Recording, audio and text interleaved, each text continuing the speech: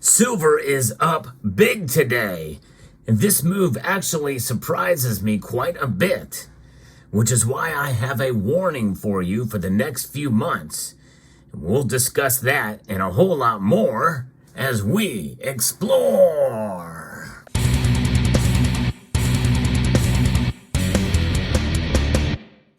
That's right, mere moments before the markets close, silver is up over 2.5% as I record this video to $25.60. That's a 64-cent increase in one day. That is what I consider a pretty big surge for given the time frame we're talking about here. Gold is up over 1.3%, up $29.70 today to $2,187.20. This, folks, is right at the all-time high on average here. Actually, the all-time high, it did touch $21.95 for a brief amount of time a week or so ago. But nonetheless, to see these metals move so dramatically after what happened today is a little bit surprising to me. We're going to get into some fundamentals here, but also talk about what others are saying about the markets too. But if you enjoy the analysis that I give, as well as bringing you analysis from others, I hope you will consider subscribing to the channel if you haven't done so already. And press that like button down below if you find value in the content that I provide here. Now, the platinum group metals are mixed. Platinum and palladium are both up substantially today, but rhodium actually fell over 6%. Now let's get into what others are saying about this market here. We have Niels Christensen over at Kitco is talking about the higher prices as the Federal Reserve is signaling 3 rate cuts this year. That is what is going to be happening. I think that is what the market is reacting to. But as I have said in the past, and I'll get into that in a moment, this is where my warning is going to come in here. But gold, investors are breathing a sigh of relief, and the market is seeing some renewed buying momentum as the Federal Reserve signals that it is still on track to lower interest rates 3 times this year. I guess there was some question about it.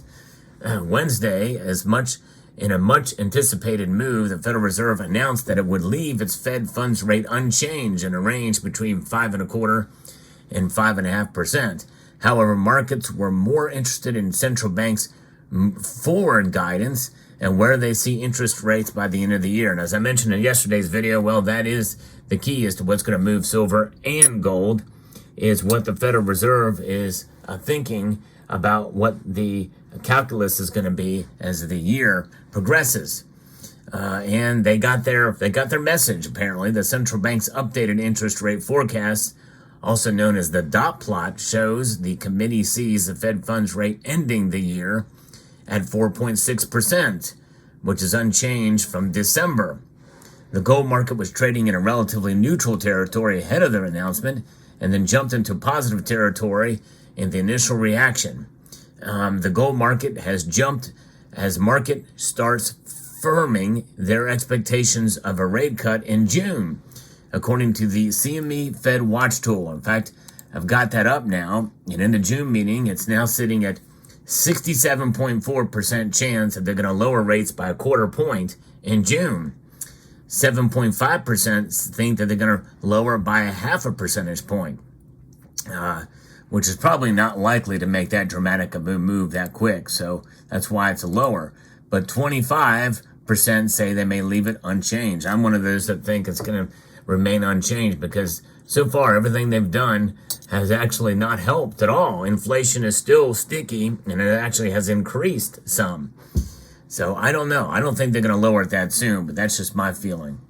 But the market thinks that, and I think that's what is leading to this. That's part of my warning. We'll get to that in a moment. Although the central bank continues to signal rate cuts, it remains reluctant to provide exact timing. The monetary policy statement struck a very optimistic tone regarding the health of the economy. Recent indicators suggest that economic activity has been expanding at a solid pace.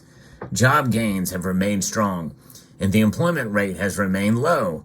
Inflation has eased over the past year, but remains elevated, the central bank said in its monetary policy statement. Well, the stock market liked that statement, even though there's really only half-truths in it. because you can have very positive numbers, but when you really dig into what causes those numbers, it's not such a good picture for the economy. And we know that because how are they counting jobs? They're counting part-time jobs as well, lower quality jobs, and also jobs that the government creates to the tune of like 9,000 and some odd that came out last time. And that's just certain parts of the federal government, where other governments are hiring too. So, and you have the government expenditures that contribute to the GDP numbers as well. So all things that trouble really, especially when you look at the debt to GDP ratio, things are not good in the grand scheme of things. They say although inflation continues to ease, the central bank said it's still not ready to reduce rates. Well, they shouldn't, because good grief, look at where we're at now.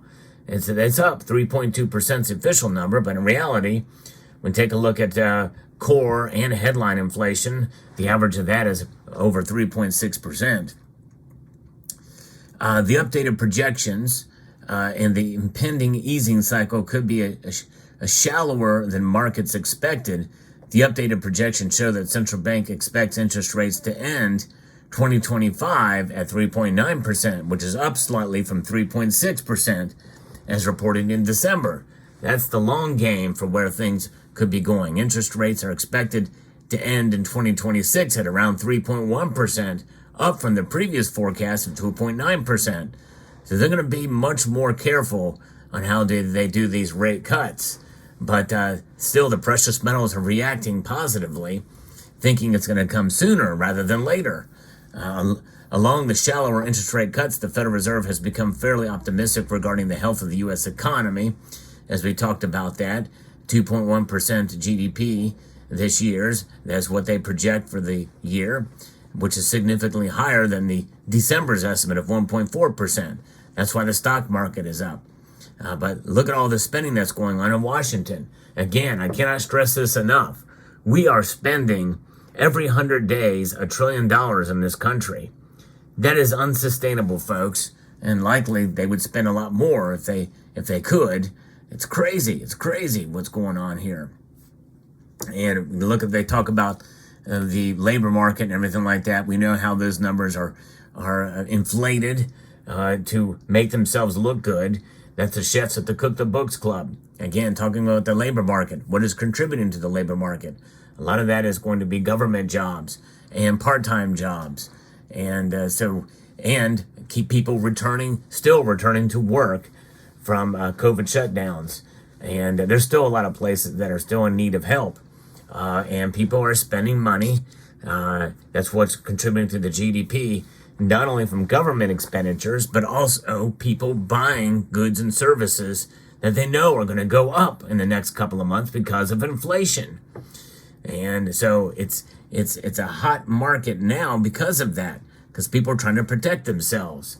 But a lot of people are also buying using their credit cards too. Obviously some people are trying to make ends meet. So things are not as rosy as the picture that they would like to paint.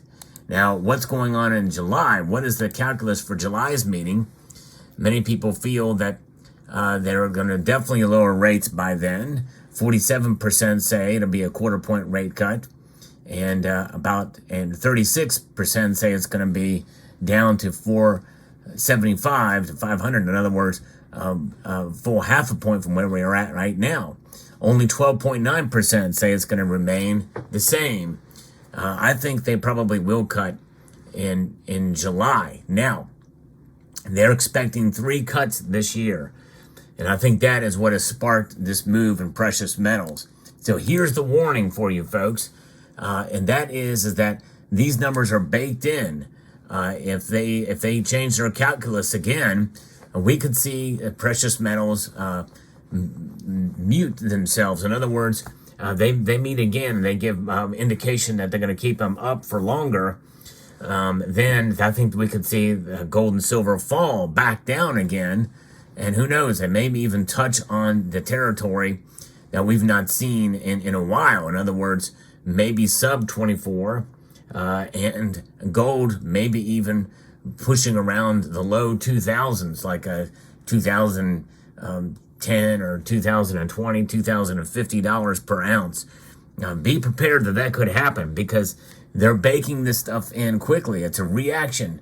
This could be knee-jerk reaction, or who knows, maybe once they analyze more of the data, especially when some of these numbers come out and more numbers get revised in one way or the other, gold and silver may consolidate from here. So that's the warning. Be prepared for lower prices. This, I think, is somewhat knee-jerk reaction here because a lot of this stuff really doesn't change much of the calculus that we've had in spite of some of these statements.